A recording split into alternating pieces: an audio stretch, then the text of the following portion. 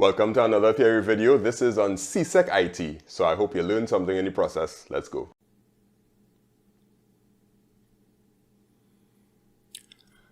Alright folks, welcome back to the next video. We would have done the IPO diagram, we would have done input devices, you learn about the processor. Now let's talk about what happens, well, we would have done storage also, yeah? So let's now look at output devices and how the output of things that you put into a computer kind of comes out. So you could think of output devices. It'll be any device that tries to, get stuff out. That's the best way to put it. So let's go. So there are two types of outputs that you'll have to always deal with. First one is hard copy. Hard copy means that it is physical. You actually touch it, and if you can touch it, that means it's considered hard copy. There's no other way to explain that besides you could touch it. So that's usually printed paper and probably pictures, but most of the time it's printed paper, or it could be 3D printed stuff, or anything that's tangible, anything that's could physically be touched, right? Soft copy would be virtual outputs, and these are things that basically reside in the computer, and you can't actually make contact with it, but you know it's there. So it's like files in a folder, you know the files are there. Audio songs, they are there. And outputs to a screen, they are there. Basically, soft copy outputs are usually just a bunch of ones and zeros put together in a particular way. That's not a 0, that's a 6. Okay, I'm gonna fix that. 0, 0, 0. I think I just made it worse, but you know what I mean, right?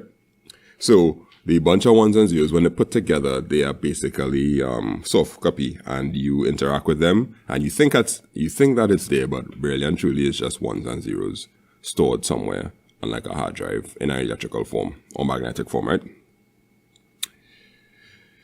So the first type of output we'll look at is the display unit. This is where you see stuff. There are two types of display units. One is called a CRT, and the next one is called an LCD. LCD and CRT would be two major forms. Of course, there'll be newer ways of displaying LCD, where you'd have LED, and then you'd have a next one called OLED. All of them come back from the same concept. Basically, we tend to call these things flat screens, right? And of course, this one here is not flat screen. So a cathode ray tube usually have this kind of big back protruding out of it, and a LCD is basically flat and sleek and nice. So we used to use CRTs a lot in the earlys, like in the 80s, 90s, probably early 2000s, and then LCDs started to come out to make things easier for transportation and all stuff like that, right?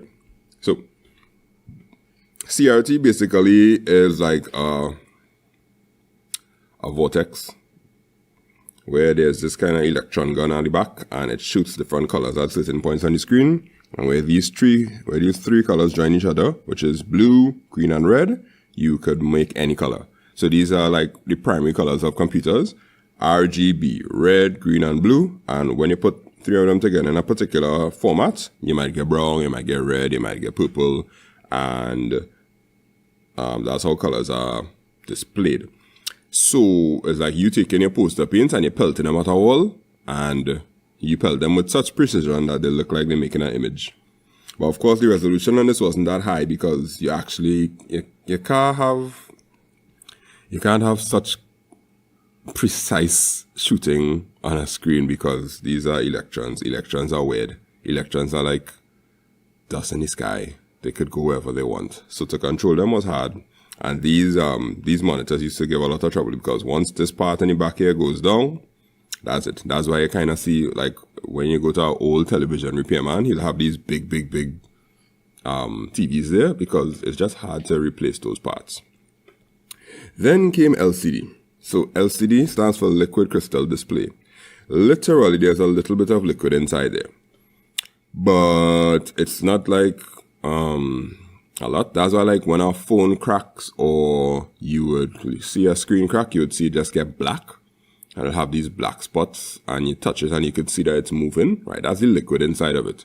But it's not really black liquid. It's just that that's how it looks when it's exposed to air or something like that. So the advantages of a LCD would be that it takes up less space because we're comparing them to CRTs, right? It takes less electricity and it could be easily transported and you get much better quality images. When I used to work in tech support, transporting CRTs was hard, especially if you had to go upstairs or whatnot. And then they switched to LCDs and it's like, hey, look, we could work faster now. So then they gave us more work. Learn that in life, kids. When things get easier, you get more work. Pixels. Right. Now, every screen that displays anything that's worthwhile will have to use pixels to make the images. If you look really, really closely at this thing here, everything is broken up into little squares. Each one of those little squares is a different color. When those different colors show different colors and you put them together, you create an image. So if you remember, like when you were small and you had a little coloring book, they would have a nose here, and then they would have a face here, and then they'd have an eye there and an eye there, and then they'd have a mouth here. You would put one color here, then you put a different color there, then you put a different color there, and then you put a different color there, and put a different color there. And it would look like, oh, you could color really well. Well, yeah, that's basically what it is. If you put different colors in different places, when they come together, you make art.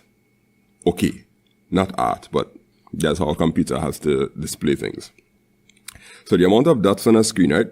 If you put a lot of dots on the screen, I just crossed over the word screen. That's bad. Let me see if I could undo that. All right, good, yeah. Screen, right. What was I saying? Right, yeah, so the more pixels you have, the sharper the image will be. If you have 10,000 dots, that means you'll have a very sharp image. If you have 5 dots, that means your image will not be very sharp, which I'll explain just now. So resolution, when we use what's the resolution of your screen? Thanks for watching the theory video. If you learned something, give it a like, give it a share, subscribe, do whatever you have to do. And if you want practical applications of the things, feel free to check out any of my classes. You can find them on my website at makeITsimpleTT.com. I have classes for all different subjects from Csec IT, Cape IT, Cape Computer Science, and many different tutorial videos that you could find on this channel. So thank you very much, and look out for the next video that is here or here, because I have all the theory videos for all the subjects.